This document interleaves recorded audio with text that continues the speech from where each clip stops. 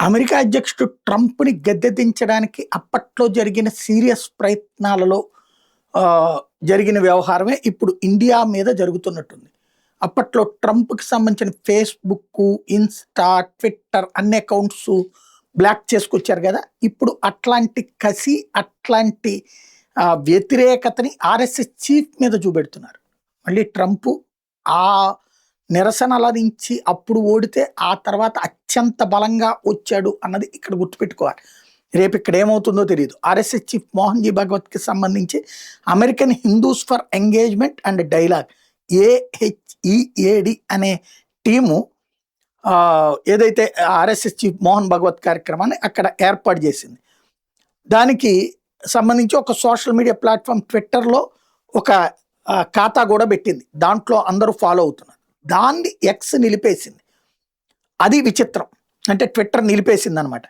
American Hindus for engagement and dialogue సంస్థ న్యూయార్క్లో ఉన్నటువంటి మ్యాడిసన్ స్క్వేర్ గార్డెన్ ఇన్ఫోసిస్ థియేటర్లో మోహన్ భగవత్తో ఈ కార్యక్రమాన్ని ఏర్పాటు చేశారు.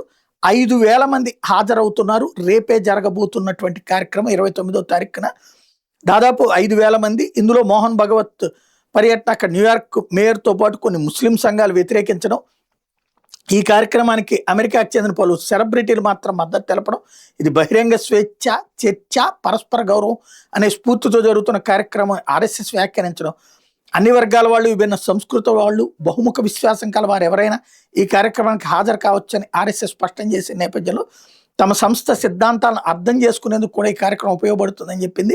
అయితే కార్యక్రమానికి 2 రోజుల ముందు AHEAD సంస్థ ఎక్స్ అకౌంట్ సస్పెండ్ కావడం అన్నటువంటిది సంచలనమే సృష్టిస్తోంది. అమెరికాలోని వివిధ వర్గాల ప్రజల ఐక్యతకు, పౌర కార్యకలాపాల నిర్వహణకి కృషి చేసేటటువంటి AHEAD సంస్థని ఇప్పుడు ఇబ్బంది పెట్టేటటువంటి వ్యవహారం జరుగుతోంది. ఆర్ఎస్ఎస్ శతాబ్ది ఉత్సవాల సందర్భంగా అమెరికా, కెనడా, బ్రిటన్ దేశాలను కవర్ చేసే పర్యటనలో భాగంగా భగవత్ ప్రస్తుతం అమెరికాలో ఉన్నారు.